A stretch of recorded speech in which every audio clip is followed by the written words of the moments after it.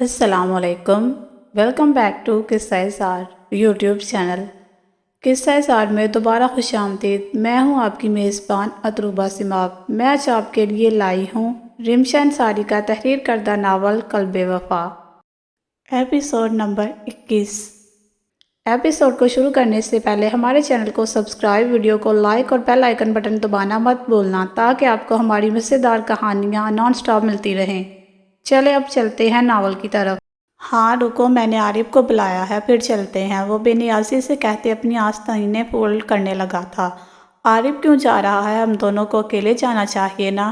شایان کی بات سن عرش نے منہ بسورے پوچھا تھا۔ کیونکہ وہ میرا جگری یار ہے، اس کے بغیر میں کوئی کام نہیں کرتا، شایان کارتار لہجے میں کہتا لان کی طرف بڑھ گیا تھا۔ وہ لان میں آیا تو دیکھا روشانی اپنی کتابیں پھیلائے بیٹھی تھی۔ وہ خاموشی سے کھڑا اسے دیکھنے لگا تھا۔ چند منٹوں بعد عارف گھر میں داخل ہوا تو شایان کو ساکت کھڑا کسی گہری سوچ میں کھویا ہوا پایا۔ روشانی پر ٹکی شایان کی نظروں میں کتنی اذیت اور دکھ تھا، یہ بات عارف سے کہاں پوشیدہ تھی۔ شایان میں آ گیا، اسے آواز دیتے کہا تو شایان ایک دم سے ہوش میں آیا تھا۔ عارف کی آواز سن کر عرش بھی باہر آ گئی تھی، جبکہ روشانی کا دھیان بھی پڑھائی سے ہٹ گیا تھا۔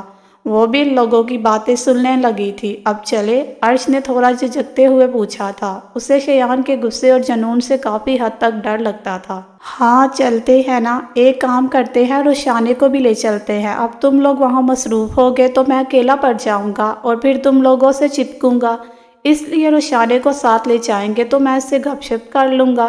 عارف شایان کی حالت پر ترس کھاتے گویا ہوا تو شایان کے ہونٹوں پر ایک مہم سی مسکراہٹ پھیلی تھی۔ نہیں نہیں، میں نہیں چاہوں گی، تم لوگ جاؤ، میں تو پڑھ رہی ہوں۔ عارف کی بات سن روشانی نے فوری سر نفی میں ہلایا تھا۔ ہاں نا روشانی باجی، آپ پلیز چلے، ہمیں نہیں پتا۔ عارف کی چپکنے والی بات سن کر عرش کو ہر حال میں روشانی کو ساتھ لے کر جانا تھا۔ شایان خاموش کھڑا سارا تماشا دیکھ رہا تھا۔ آخرکار عرش کی ضد کے آگے روشانی نے ہار مان لی تھی اور وہ جانے کے لیے تیار ہو گئی تھی۔ ان لوگوں کو گاڑی میں ہی 5 منٹ ویٹ کرنے کا کہہ کر وہ تیار ہونے کی غرض سے اندر کی طرف لپکی تھی۔ اس کی بات سن وہ تینوں باہر کھڑی گاڑی کی طرف بڑھ گئے تھے۔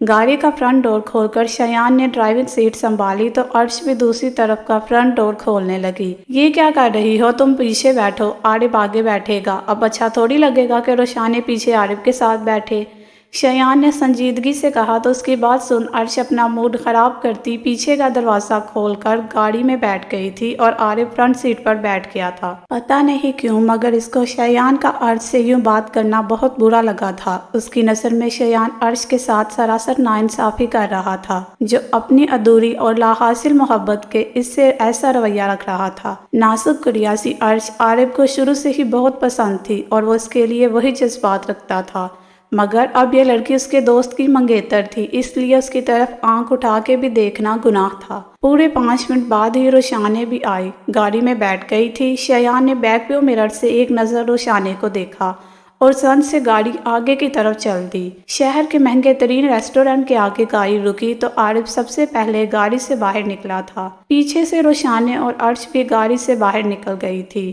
چلے اندر، عارف نے دونوں کو اشارہ کیا تو عرش سر کو جنبش دیتی آگے بڑھ گئی، جبکہ روشانی نے آگے جانے کے لیے قدم بڑھائے تو دیکھا دوپٹہ گاڑی میں اٹکا تھا۔ عرش اور عارف ساتھ ساتھ اندر بڑھ گئے تھے۔ پیچھے شایان گاڑی لاک کر کے دوسری طرف آیا تو دیکھا روشانی اپنا دوپٹہ نکالنے کی کوشش کر رہی تھی۔ اس نے آگے بڑھ کر گاڑی کا دروازہ کھول کر روشانی کا دوپٹہ آزاد کیا تھا۔ ایک کیوٹ سی اسمائل روشانی نے اس کی طرف اچھالی اور دونوں ساتھ اندر کی طرف بڑھ گئے۔ وہ دونوں ریسٹورنٹ کے اندر داخل ہوئے تو عرش اور عارف انہی کا انتظار کر رہے تھے۔ وہ دونوں بھی آگے بڑھ کر کرسیوں پر جا بیٹھے تھے۔ مزیدار کھانا کھانے کے ساتھ وہ چاروں ہی گپ شپ میں مصروف تھے۔ کھانا کھانے کے بعد وہ لوگ گھر جانے کی غرض سے ریسٹورنٹ سے باہر نکل روڈ پر گاڑی کی طرف آ گئے تھے۔ اور ہم نے آئس کریم تو کھائی نہیں، ایک کام کرتے ہیں شایان، تم یہاں آئس کریم لے آؤ، ہم گاڑی میں بیٹھ کر کھا لیں گے۔ ایک دم سے خیال آنے پر روشانی نے حکم جاری کیا تو شایان اس کے حکم کا غلام بن کر سر ہاں میں ہلاتا فوری آئس کریم لینے شاپ کی طرف چلا گیا۔ عارف بھی شایان کے پیچھے پیچھے چل دیا تھا۔ روشانی اور عرش گاڑی سے ٹیک لگا کے کھڑی ہو گئی تھی، جب تھوڑی دیر میں کچھ لڑکے روشانی سے تھوڑے فاصلے پر آ کھڑے ہوئے تھے۔ اوئے ہوئے، کس کا انتظار ہو رہا ہے میڈم؟ ایک لڑکے نے چھچور پن سے روشانی کو دیکھ کہا تھا۔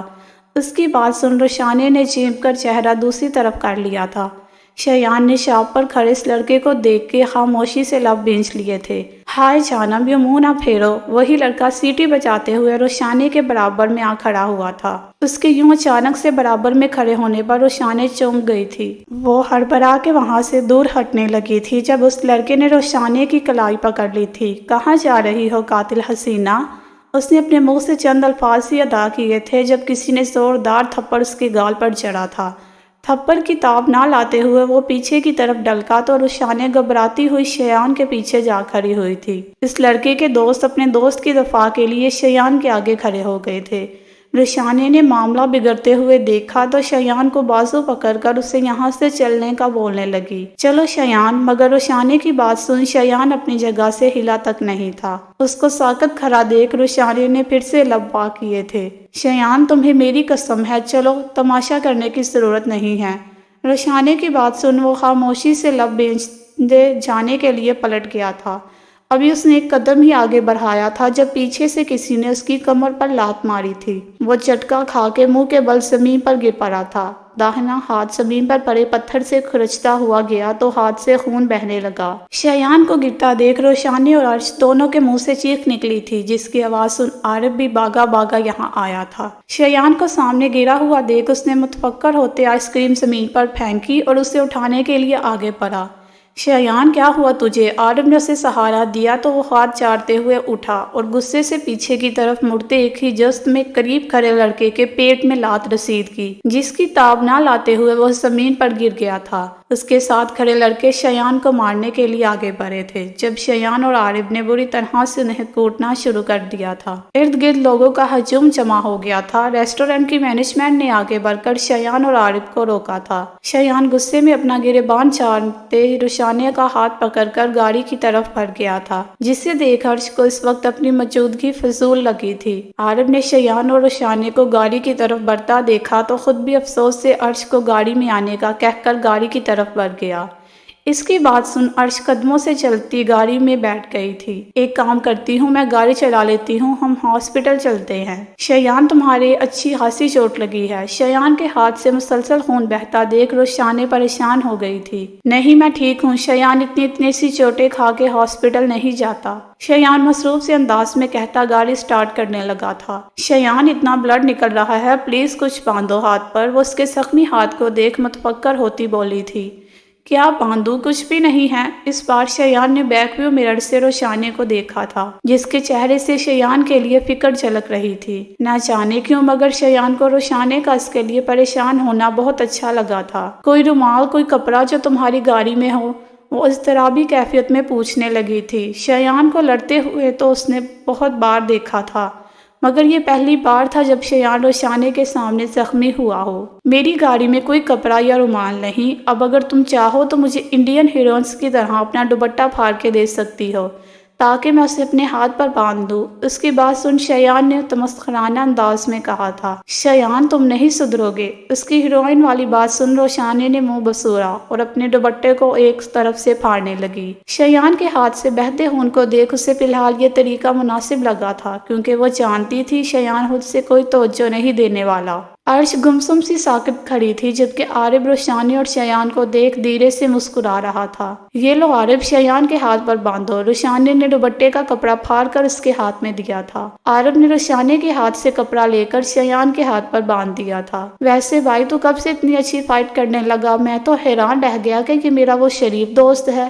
جو بری طرح سے لڑکوں کو پیٹ رہا تھا۔ شیان نے ہنستے ہوئے کہا تو عارف بھی ہنس دیا۔ ظاہر سی بات ہے میری جگری یار پر ہاتھ اٹھایا تھا سالے نے، کہاں سے چھوڑتا اس کو، اور پھر تیرے ساتھ رہ کر میری ساری شرافت ختم ہو گئی۔ عارف نے ایک آنکھ بند کرتے ہوئے کہا تو اس کی بات پر شیان دھیرے سے مسکرا دیا۔ عارف کو اس کے گھر چھوڑ کر وہ روشانے اور عرش کے ساتھ گھر آ گیا تھا۔ عرش چپ چاپ گاڑی سے اتر کر اندر کی طرف چل دی تھی۔ اس بولنے والی لڑکی کی خاموشی روشانے محسوس کر چکی تھی اور اس کی وجہ بھی اسے معلوم تھی، مگر وہ خود ہی عرش کے سامنے شیان کو کچھ نہیں کہہ رہی تھی، اس لیے اس کے اندر جاتے ہی وہ ہاتھ سینے پر باندھے شیان کو مخاطب کر چکی تھی۔ شیان، میں 1000 بار سمجھا چکی ہوں تمہیں، اب تم بچے نہیں ہو، بڑے ہو گئے ہو اور تمہاری منگنی بھی ہو گئی ہے۔ تم اس طرح میرا ہاتھ پکڑ کے وہاں سے لے کر گئے، عرش کو ضرور برا لگا ہوگا۔ بھلے میں تمہاری بڑی بہن ہوں لیکن یہ دنیا نہیں دیکھتی۔ دیکھو شیان، ہم لڑکیوں کا دل بہت نازک ہوتا ہے، چھوٹی چھوٹی باتیں دل پر لگ جاتی ہیں، اس لیے خیال کیا کرو کہ تمہاری کسی بات سے عرش کا دل نہیں دکھے۔ وہ خاصا چاہتے ہوئے شیان کو کچھ پاور کرانا چاہ رہی تھی۔ اس کی بات سن وہ تعصب سے اسے دیکھ کر نظریں جھکا گیا تھا۔ اس کو نظریں جھکاتا دیکھ رخسانے کا لہجہ قدرے نرم پڑا تھا۔ شیان پلیز اب تم عرش کو مناؤ، وہ تم سے ناراض ہو گئی ہے۔ وہ معصومیت سے ہنوز نظریں اس پر ٹکائے بول رہی تھی۔ اس کی بات سن کر بھی شیان نے سر نہیں اٹھایا تھا۔ وہ ڈیٹھو کی طرح ایک ہی پوزیشن میں کھڑا تھا۔ شیان، اس نے دوبارہ پکارا تھا مگر اس کی پکار فضول گئی تھی۔ اس نے ابھی بھی گردن نہیں اٹھائی تھی، البتہ دونوں لب آپس میں جما کر پیوست کر لیے تھے۔ اس کو ساکت کھڑا دیکھ رخسانے چپ اٹھی تھی، مگر شیان پر غصہ کرنا بیکار تھا۔ وہ جانتی تھی اگر وہ غصہ کرے گی تو شیان مزید بفر جائے گا، اس لیے کچھ دیر کے لیے وہ خاموش کھڑی ہو گئی تھی۔ شیان اس کے آگے سر جھکا کے ایسے کھڑا تھا جیسے کوئی غلام اپنے آقا کے آگے کھڑا اپنے جرم پر شرمندہ ہو۔ شیان، تمہیں میری قسم ہے تم ابھی عرش کے پاس جاؤ گے اور اس سے سوری کرو گے۔ اگلے ہی پل وہ چڑھ سے بولتی قدم بڑھاتی اندر کی طرف بڑھ گئی تھی۔ اس کی بات پر شیان نے جھٹکے سے سر اچکا کے اسے دیکھا تھا۔ وہ تنفن کرتی گھر کے اندر جا چکی تھی۔ پاگل عورت! وہ زیر لب بڑبڑاتا منہ بگاڑتا اندر کی طرف لپکا تھا۔ رخسانے کی بات پر اس کا دل جل کے رہ گیا تھا۔ وہ ابھی منہ بنا کے اپنے کمرے میں آیا ہی تھا کہ اس کا سیل فون بجنے لگا۔ اس نے کال ریسیو کر کے فون کان پر لگایا تھا۔ ریسیور سے عارف کی آواز ابھری تھی۔ کیا ہوا بول، اس نے خشک لہجے میں کہا تو عارف نے بویں اچکائی تھی۔ بولنے کا بول رہا ہے تو کان کھول کے سن، جو تو عرش کے ساتھ کر رہا ہے نا وہ بہت غلط ہے۔ اس میں عرش کا کوئی قصور نہیں ہے کہ تیری مگری رخسانے کے بجائے عرش سے ہو گئی۔ اپنی لاحاصل محبت کی سزا عرش کو دینے کے بجائے بہتر ہوگا کہ تو سوچ سمجھ کر اس رشتے کو سنبھالے۔ عرش معصوم ہے اور چھوٹی، اس کو کوئی ایسا روگ مت لگانا کہ وہ ہنسنا بھول جائے۔ تجھے کتنا بولا ہے کہ کم از کم کسی دوسرے کی فیلنگز کا ہی خیال کر لیا کر، مگر نہیں، تجھے تو رخسانے کے آگے کوئی نہیں دکھتا۔ اگر تو نے اب عرش کے ساتھ ناانصافی کی تو بھول جانا کہ تیرا کوئی دوست ہے۔ عارف نے شیان کو کھڑی کھڑی سنا کے کال کاٹ دی تھی۔ اس کی بات سن شیان عرش کے لیے کچھ سوچنے پر مجبور ہو گیا تھا۔ تھوڑی دیر بعد اس نے عرش کو کال کر کے نیچے لان میں آنے کا کہا اور خود بھی نیچے کی طرف بڑھ گیا۔ وہ لان میں آئی تو شیان کرسی پر بیٹھا ہوا تھا، ناراضگی اپنی جگہ، مگر وہ شیان سے بہت محبت کرتی تھی، اس لیے چاہ کر بھی اس سے برا برتاؤ نہیں کر پاتی تھی۔ چہرے پر مصنوعی ناراضگی سجائے وہ شیان کے سامنے جا کھڑی ہوئی تھی۔ بیٹھو، شیان نے کرسی کی طرف اشارہ کیے کہا تو کرسی کھینچ کر بیٹھ گئی۔ ناراض ہو؟ اس کو سر جھکائے بیٹھا دیکھ شیان نے نرمی سے پوچھا تھا۔ شیان کی بات سن عرش نے اس بات میں سر ہلایا تھا۔ ایک پل کے لیے تو شیان کا دل کیا کہ وہ بتا دے عرش کو کہ وہ اس میں دلچسپی نہیں رکھتا، اگر وہ ایسے اس کے ساتھ رہا تو بار بار اسے ہرٹ کرے گا، اسے کبھی دل سے قبول نہیں کر پائے گا، مگر مہتاب بیگم سے کیے وعدے کی وجہ سے وہ اپنے لفظ ہی بیٹھا تھا۔ الفاظ جیسے دل میں دفن ہونے لگے تھے۔ آئی ایم سوری یار، تمہیں تو پتا ہے نا میرا غصہ کیسا ہے، وہ اس بار خاصی شرمندگی سے بولا تھا۔ اس کی بات سن عرش مسکرا دی تھی۔ اٹس اوکے، آپ کو احساس ہوا، میرے لیے کافی ہے۔ عرش نے محبت سے جواب دیا تو اس نے دھیرے سے سر کو ہلا دیا۔ ویسے تو وہ عرش سے کبھی بات نہیں کرتا تھا، مگر اب اس نے عارف کی بات پر عمل کرنے کا سوچا تھا۔ اس نے سوچ لیا تھا کہ جب یہ رشتہ نبھانا ہی ہے تو پھر ٹھیک سے کیوں نہیں نبھا لیا جائے۔ رخسانے کو دل سے نکالنے کا عہد کرتے ہوئے وہ عرش سے باتوں میں مصروف ہو گیا تھا۔ وہ جاب سے سیدھا صاحبہ بیگم کے بے حد اصرار پر ان کے اپارٹمنٹ ہی آنے لگا تھا۔ ماہی سے اس کی دوستی گہری ہونے لگی تھی اور یہ دوستی محبت میں تبدیل ہوتے اتنی گہری ہو گئی تھی کہ کچھ عرصے میں ہی وہ رخسانے کو بھول چکا تھا۔